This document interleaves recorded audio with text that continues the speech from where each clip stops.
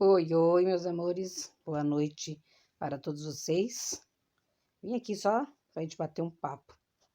Hoje eu vi uma cena assim muito triste. Eu vi uma cena que me fez eu entrar no túnel do tempo. Me levou eu na década de 80, mais ou menos.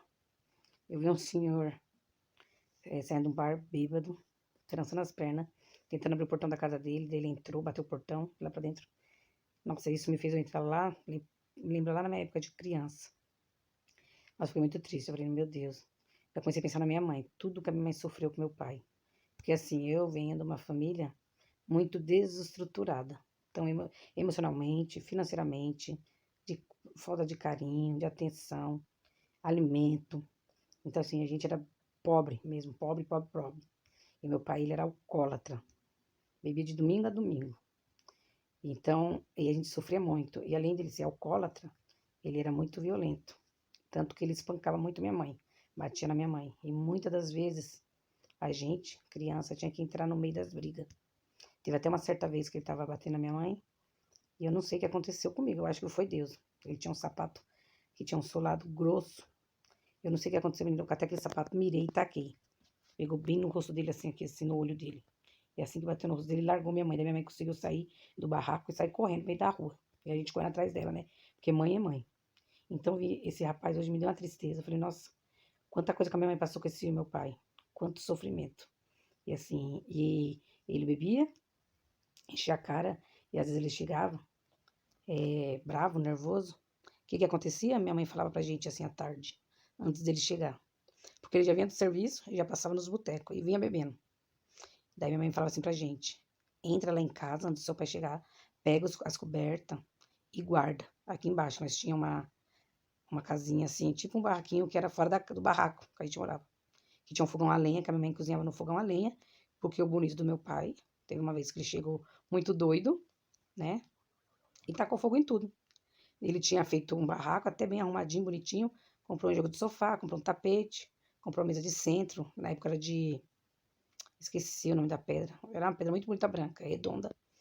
E minha avó, que morava em São Paulo, veio, trouxe uns móveis, trouxe um fogão, uma mesa e trouxe um armário, daqueles bem antigos, aqueles fogão azul que tinha as asinhas do lado, tudo azulzinho, coisa mais linda. E aí a gente ficou com o barraco, a gente vai no barraco, bem organizadinho, e a gente era muito caprichosa. E daí, um belo dia ele chegou, com a cara cheia de cachaça, fez o quê? Foi lá, menina, pegou o sofá, pegou, colocou tudo no quintal, tacou álcool, tacou fogo, acabou com os móveis. E não contente, ele foi lá na cozinha, pegou um martelo, quebrou todas as portas do armário da minha mãe, amassou o fogão e jogou. Como a gente, o terreno da minha mãe era assim, meio caído, o negócio saiu rolando o fogão lá pra baixo.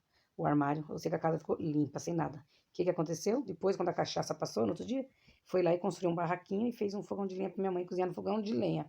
Você já pensou? E aí minha mãe fazia o quê? Quando a gente sabia que tava pra chegar, tava dando horário de ele chegar, e a gente já sabia que ele ia chegar com a cara mamada, a gente pegava e guardava essas roupas, guardava as cobertas. Porque aí ele chegava, às vezes minha mãe tava com a comida pronta, ele comia, o que sobrava na panela ele jogava fora, não queria saber se tinha uns filhos pequenos. E daí eu tava doida nele, trancava tudo o barraco e deixava nós pra fora, dormir pra fora. Quantas e quantas noites eu dormia debaixo do pé de abacateiro. Até que era assim, né? Mais ou menos. A gente dormia no luar, vendo as estrelas. Dormia minha mãe, eu e minha irmã caçula. Porque os outros meus irmãos eram maior, uns trabalhavam, uns eram casados, então o que restou foi nós, meu irmão e eu e mais minha irmã e minha mãe, nós quatro. E às vezes o meu irmão, que era o caçula dos homens, ia pra São Paulo por causa dos meus outros irmãos e ficava eu, minha irmã e minha mãe. Daí a gente dormia, ele trancava tudo, colocava a gente pra fora. E a gente dormia. Eu me lembro que aqueles meses frio, frio. Hoje faz frio, mas antigamente era mais frio, bem mais frio. Daí minha mãe abraçava minha irmã, põe ela no colo, em cima dos papelão. E eu ficava do ladinho dela assim, e a gente se enrolava na coberta e ali ficava à noite, olhando, escutando as corujas cantar. E aí a gente dormia, gente, na rua, pra fora. Tinha vezes que ele de madrugada ele acordava, acho que a pinga já tinha melhorado, ele abria a porta e a gente ia entrar pra dormir. Mas era complicado, porque minha mãe às vezes tinha medo de entrar e ele querer bater nela.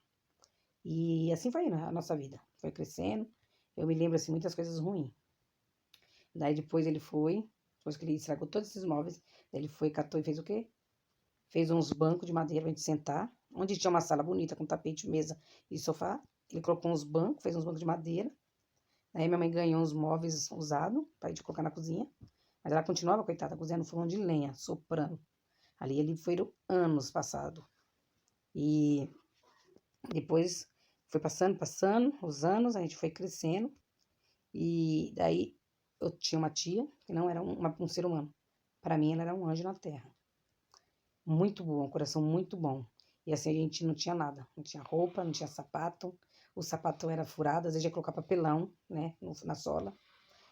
A gente ia pra escola quando queria. Minha mãe não era assim, o tipo da mãe que ficava no pé pra gente estudar, porque por ela, mulher não precisava estudar. Mulher tinha que casar, ter casa, cuidar de casa, ter filho, pare filho, cuidar de marido, era isso, o pensamento dela. E meu pai, mesmo meu pai vai sendo alcoólatra, os dias que ele tava bom, ele não, ele já falava que a gente tinha que estudar. Só que daí minha mãe não ia nas reuniões, ninguém comparecia na escola. A gente ia, sofria bullying, muito bullying. Era pioienta, chamava a gente de branquela azeda, era muita coisa, era muita humilhação. E a gente ia tudo mal arrumada, porque não tinha roupa, não tinha sapato, então daí o pessoal ficava tirando sarro, que nem muitos hoje em dia faz, né? E aí a gente vai, né? Eu entrava na escola, estava alguns meses, caía fora da escola, lá não quero mais estudar. Depois, voltar no meio do ano de novo, estudar mais uns meses, saia fora da escola. E assim foi indo. Eu fui crescendo. E daí, essa minha tia, na qual eu falei pra vocês que ela era muito boa, todo mês de frio, ela mesmo fazia as blusas de frio pra gente. Quando era Páscoa, ela vinha trazer as nossas lembrancinhas. Final de ano também ela trazia, embora minha mãe não gostava, por causa da religião da minha mãe, ela não concordava, mas minha tia trazia assim mesmo. E aconteceu o quê? Que no ano, eu não me lembro bem o ano que foi, se foi em 83, 87, não lembro o ano. Ela teve um problema de saúde e faleceu. Gente, foi a pior coisa que aconteceu. E vocês acreditam que a gente nem ficou sabendo do falecimento dessa minha tia. Um belo dia, eu e meus irmãos se arrumaram e fomos na casa da minha avó, que mora em São Paulo, na Santa Cecília, visitar eles. E a gente não sabia de nada, nada, nada, nada. E a gente entrou no elevador e subimos. E quando a gente desceu do elevador, minha avó abriu a porta. A gente tudo contente, feliz, sorridente. Até minha avó falou que a gente parecia um bando de cavalo. Só que a gente não sabia o que tinha acontecido com ela. Ela faleceu. Acho que ela tinha na época 37, 38 anos, não me lembro.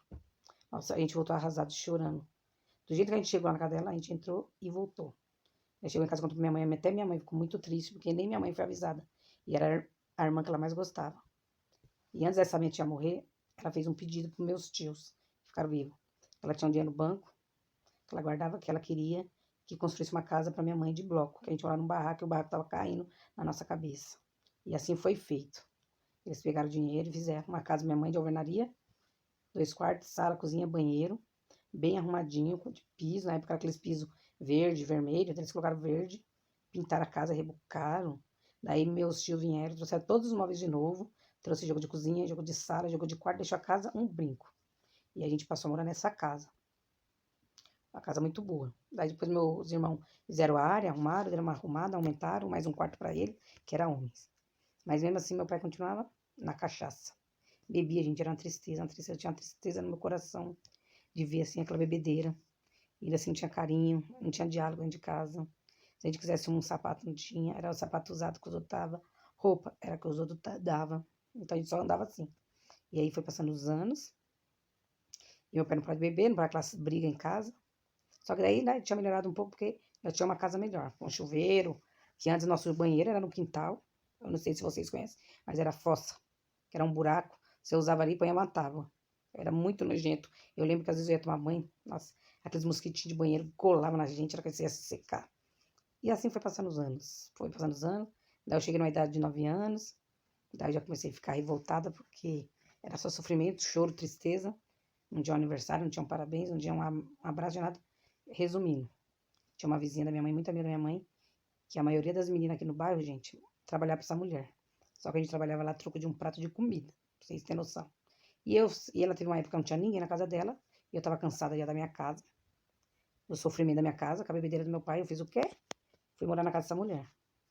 Só que lá não podia estudar também. Tinha que ficar sem estudar, porque tinha que lavar roupa, tinha que limpar a casa. A gente comia como criança, mas trabalhava como adulto. Eu me lembro que na casa dela tinha 6 cômodos que a gente tinha que encerar naquela época, aquela cera de latinha horrorosa. Você tem que encerar de joelho no chão, o joelho ficar tudo vermelho. E depois tinha que esperar secar e vir com o escovão, com uma esponja de aço embaixo. E ficava esfregando, esfregando, esfregando, e dá brilho. Enquanto ela não via o brilho, a cara dela no chão, você não podia parar de escovar. o chão com aquele escovão pesado. Eu tinha um ranço, ficava com uma raiva. E ela ficava chamando a gente de lerda. E a gente tinha que ir a casa. E ela tinha assim, ó, durante a semana, ela tinha assim, todos os dias certinho o serviço que você ia fazer. Um dia ela lavava o banheiro e cuidar da cozinha, passava na cozinha, lavar a louça depois do almoço, tinha que passar por todo dia na cozinha, limpar. Outro dia era limpar os vidros, outro dia ela tinha um fogão de lenha, daí tinha uma pessoa que ela corta lenha, daí você tinha que ir lá carregar a lenha, pôr pra dentro. Eu sei, gente, a gente trabalhava que nem cavalo. Fazia um burro de carga. Acordava às 7 horas da manhã, ela tava na porta do quarto acordando, fazer todo o serviço da casa. Na hora da comida, era só a costela, o pescoço e o pé que dava pra gente comer. E nessa casa dessa mulher também morava uma senhora, que ela tinha ficado viúva, e ela tinha uma filha única, a filha também morreu, então ela ficou sozinha e ela estava depressiva. E ela fez o quê? Ela vendeu a casa dela e foi morar na casa dessa mulher, onde eu estava trabalhando. E ali a gente ia acordar de manhã, eu e ela, que ela já morreu, que Deus o tenha. Aliás, todos já morreram. E daí a gente acordava de manhã para tomar café, eu e essa senhorinha que foi morar lá. Ela deixava no fogão de lenha uma canequinha, daquelas de esmalte antiga, café com leite. Mas afinal tinha mais café do que leite. E um pãozinho. Só era isso o café. Na hora do almoço, você almoçava, não podia repetir. Era só uma vez. E trabalhava, viu? Além de cuidar da casa, até a roupa eu lavava. E eu lavava roupa na mão na época. E eu tinha mais ou menos uns 8 anos 9 nessa época. E passava roupa também. E a gente lavava roupa aqueles meses frio. Hoje faz frio, mas antigamente fazia mais frio do que hoje. E era um frio intenso. E a gente vinha enfiar uma clava gelada, parecia que ia quebrar os dedos. E isso aí foi quando foi minha vida. Eu não sei se eu fui na casa também 2 anos, 1 ano, não lembro. Eu sei que eu fiquei alguns anos. Daí depois que me bateu uma raiva.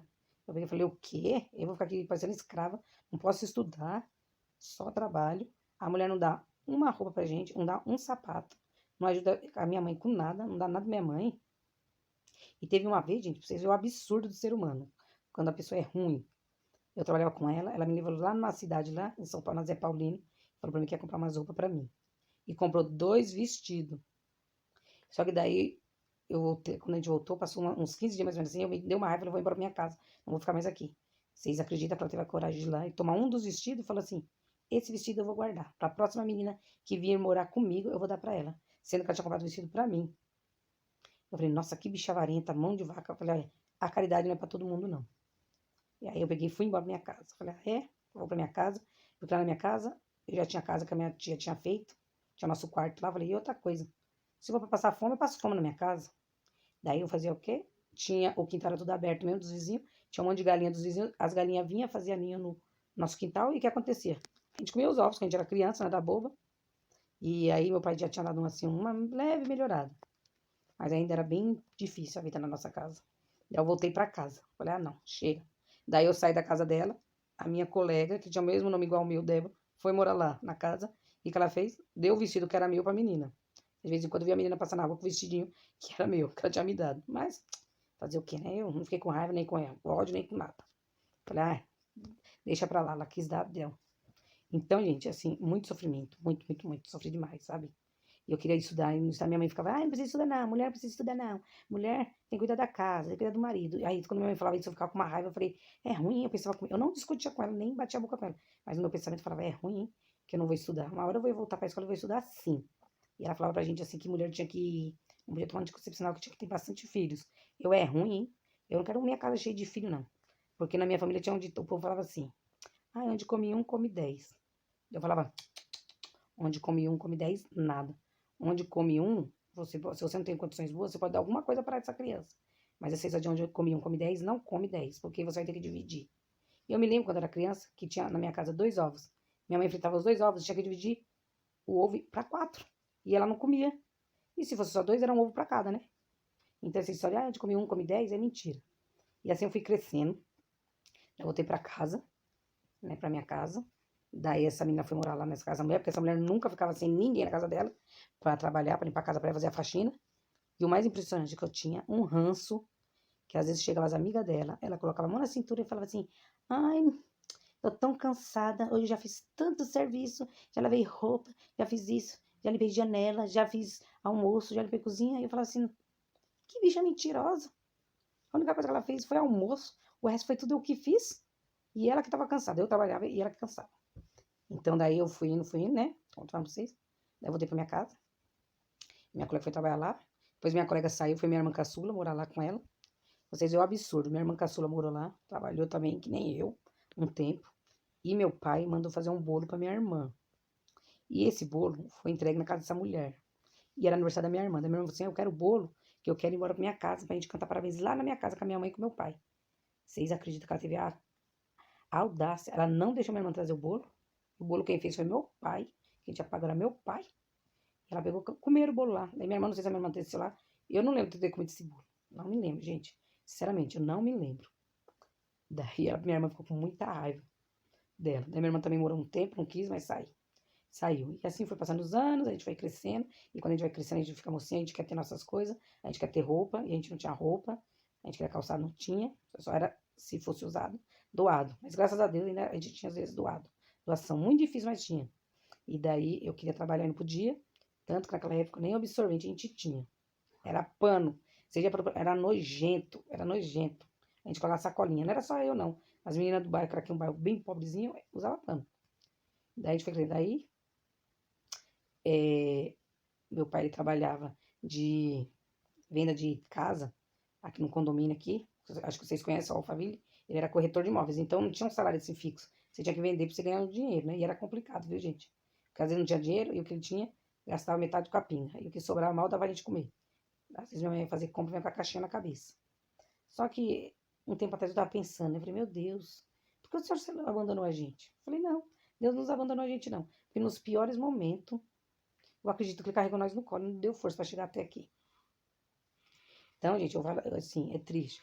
Eu me dá uma dor no peito quando eu vejo assim, criança sofrendo, eu vejo família desestruturada, que você vê que a criança tem roupa, não tem calçado, gente, é muito triste. Quando a criança passa fome, porque a pior coisa que tem, eu passei por isso, eu sei que é tudo. É você levantar de manhã e você pedir um pão e não ter um pão, você querer um leite, não ter um leite. E às vezes a pessoa que tá ali, que é pra cuidar de você, sua mãe, seu pai, olha pra você e fala assim, ah, bebe um copo d'água que passa. Isso é, olha, gente, é triste. Quando eu era criança, eu comia muita farinha de mandioca com açúcar. Eu achava a coisa mais deliciosa. E depois de velho, um tempo atrás, agora eu fui tentar comer. Eu falei, gente, que coisa horrível. E quando eu era criança, eu comia, eu achava a coisa mais deliciosa. Então, gente, e depois eu tenho uma outra história que eu vou contar pra vocês no próximo vídeo. Como eu enganei minha mãe e fugi de casa. Fugi mesmo, pra trabalhar. Mas isso eu só vou contar no próximo vídeo, tá? Um beijo pra todos vocês. Fiquem todos com Deus. Uma boa noite pra vocês. E pra você que é mãe e pai, cuide dos seus pimpolhos, cuide dos seus filhos, faça o melhor por eles. Porque, olha, a pior coisa que tem na vida é a gente crescer numa família desestruturada. Não tô falando só financeiramente, não. É falta de carinho, falta de atenção, falta de afeto, falta de amor, falta de conselho. Isso é muito triste. E essas coisas a gente leva pro resto da vida. Eu, graças a Deus, hoje em dia eu tô bem melhor, mas eu já passei por um momento muito complicado na minha vida. Certo? Então, esse é o que eu quero deixar pra vocês. A gente pode ser até pobre de coisas materiais, mas eu acho que o resto a gente tem que dar amor, carinho e atenção pro filho da gente. Certo, gente? Beijo pra todos vocês e até o próximo vídeo. Depois eu vou contar pra vocês como que eu fugi da minha casa, inventei uma história e fugi de casa.